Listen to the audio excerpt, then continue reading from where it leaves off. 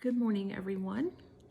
It is a very gloomy, cloudy day here, and I just want to start this video by saying if you notice tears or hear me sniffing or getting choked up a lot, I'm not emotional today. It's the weather. I finally decided to get to 70, so now my allergies are going to ruin it for me. So I noticed that I have got several new subscribers. Thank you and welcome. And thank you all for always being here. And so I thought, well, I have never really done a story of where I came from or, how I happened here or anything. So I just thought I would do that today. If you're interested, just keep on watching. So I'm only going to go back to when I was, about graduating high school. My dream was always to get married, stay home, and have babies, and be a homemaker. I wanted to take care of the babies. I wanted to do the shopping. I wanted to do all the mom things. I wanted to keep the house clean. I wanted to, run things at home. That's what my dream was. But in the late 70s, mid to late 70s, that was not something that was admired. What people thought you needed to do after high school back then was get a job. Most people didn't go to college at that point, but everybody, would get out of high school or keep the job they had in high school and get another one and just work, just go to work. And if you wanted to get married, that was fine, but you still worked. And if you wanted to have babies, that was fine, but you still worked.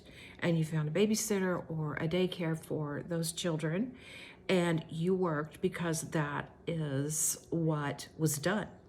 If you wanted to stay home and raise your babies, you were looked down upon, called lazy. I was called lazy. I was said that I had no ambition because that's what I wanted to do. Years later, of course, I realized that that is one of the most ambitious things that you can want in your life is to raise a family and have kids that know how to behave and turn out well. But when I was growing up and it was my time for that, I was told, no, you need to work. So I did. And I worked downtown. I absolutely hated driving downtown. I hated it, but I did it every day. I finally met someone that, yes, I knew in the beginning of the relationship that he drank too much, but I was like, well, there's a lot of guys that's married to my friends and dating and stuff, and once they get married they straighten up, and I thought it was all going to be okay, and it wasn't. But I fought and fought because my religion, Catholicism, said divorce is not an option, and no matter what happens, you need to stay in the marriage. Fast forward 2 babies later, and the kid's very, very small. And finally, I just couldn't do it anymore. And we divorced, and I went out on my own, still, had to work. And I had gotten a job at, well, I should go back. What precipitated the divorce mainly was because I pulled myself up by my bootstraps, made a decision to go back to school, and became a medical assistant. I wanted to go on from there to become an RN. That never happened, but I did have a career in medical assisting for 25 years. So I, against his wishes, enrolled in school and attended and graduated, and then after that, I got a part-time job as a medical assistant. And for 25 years, I worked for the same company under different names, but it changed hands and, under the same umbrella. So I was with the same company basically for the 25 years that I worked. And so after the divorce, my job worked into full-time. And there's so many stories. I worked in pediatrics. I gave newborns their shots. I gave little ones their shots. I was pretty good at it too. I could get that shot in them before they even knew it was coming. And I took care of the elderly. And I remember this one woman stands out to me so much still, even to this day. She was this little elderly woman in her upper 70s.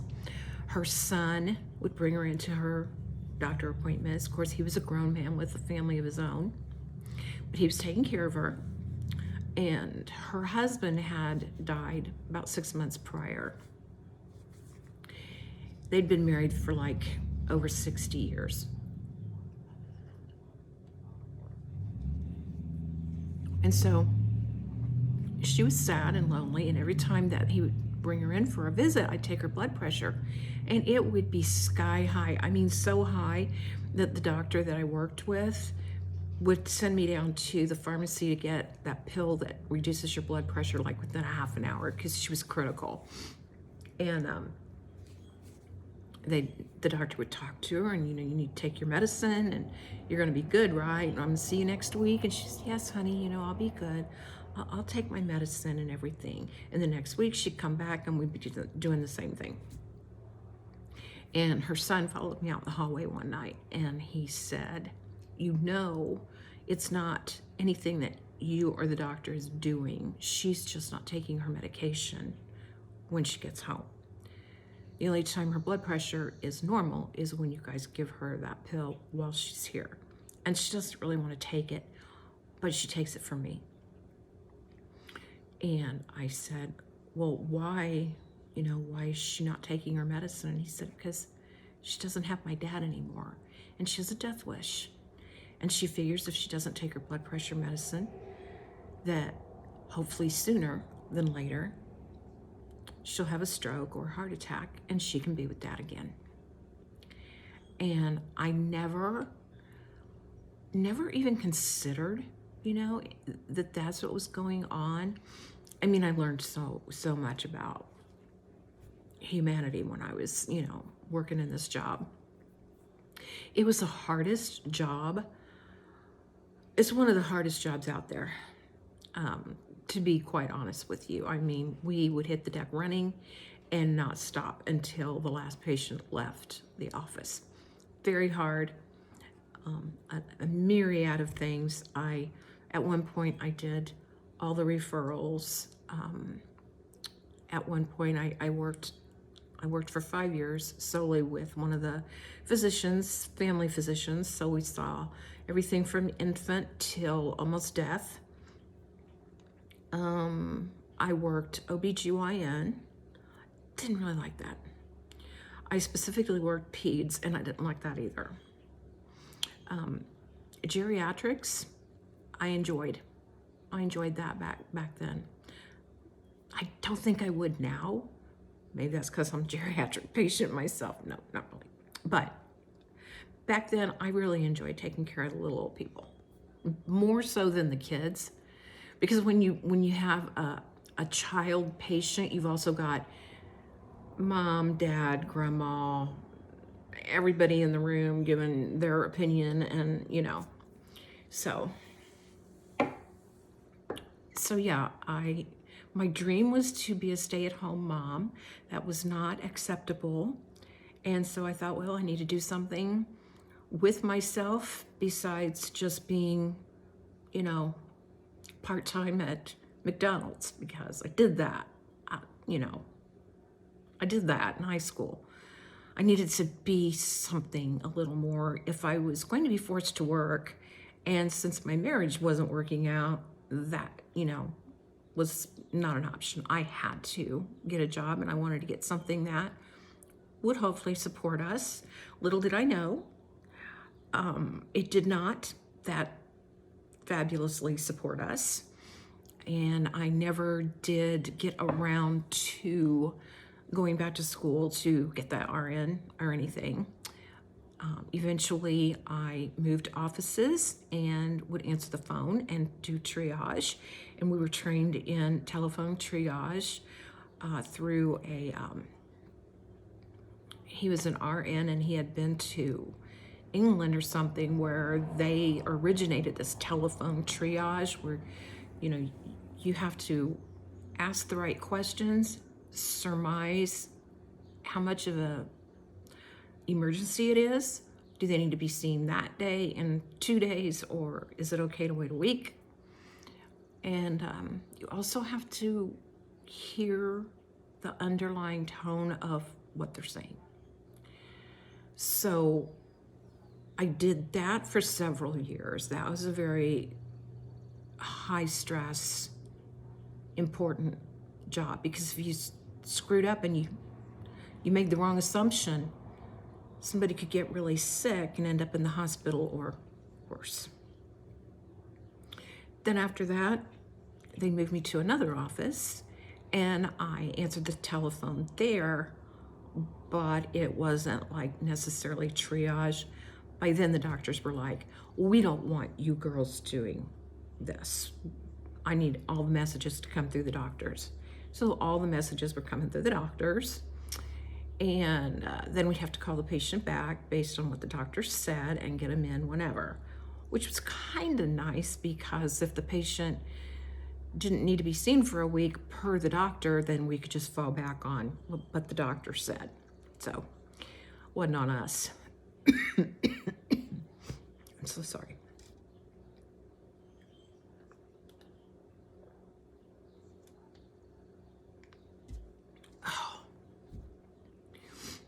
And then they created a new department, and they named it Appointment Navigator. And what it was whenever a referral came through from any of the many offices that were around the city, they would come to Appointment Navigator. They would be dispersed amongst all of us that worked there, and we would be in charge of seeing what insurance could be seen by what doctor, who was in network, who wasn't, if they weren't, how much patient responsibility was going to be. Working one referral could take a good, if everything went right and you could get a hold of everybody you needed to, maybe a half a day, but you had to start one and then go another and another and another, so you just keep going so you didn't get behind. It was very, very stressful. And again, they moved me downtown, which I hated. And that is when, in 2011, I started to get some symptoms of the cancer, and it just got worse. And then that's when I was diagnosed, was in 2012. And I was still in that position, and I gave up that position at that point in time. So, yeah.